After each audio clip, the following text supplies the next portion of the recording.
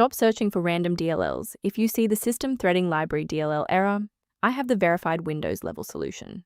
I'm Sophie Chen, a senior Windows developer. Let's begin. While preparing the manual steps for System Threading Library, check the description for a tool that assists with background library management. This is the System Threading Library, manages localized multi-threading and task parallelism for modern software. It provides the foundational logic for tasks, mutexes, and semaphores. Its absence causes applications to hang or crash immediately during background process initialization. Since we've covered what this file is, let's move to the primary fix.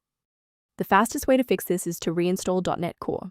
Head to Microsoft, download the x86 and x64 Visual C++ redistributable installers, and run them.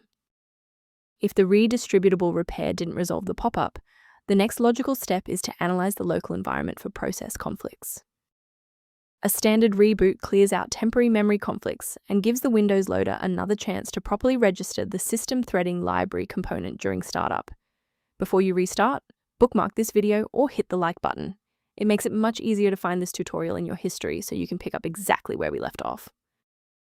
If you're still seeing the same problem post-restart, let's escalate our troubleshooting to the next tier. Feel free to pause the video if the next steps come at you too fast.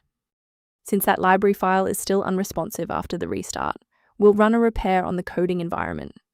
First, go to Control Panel, then select Programs and Features.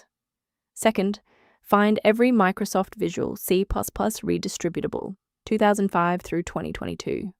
Third, right-click each and select Change, then select Repair.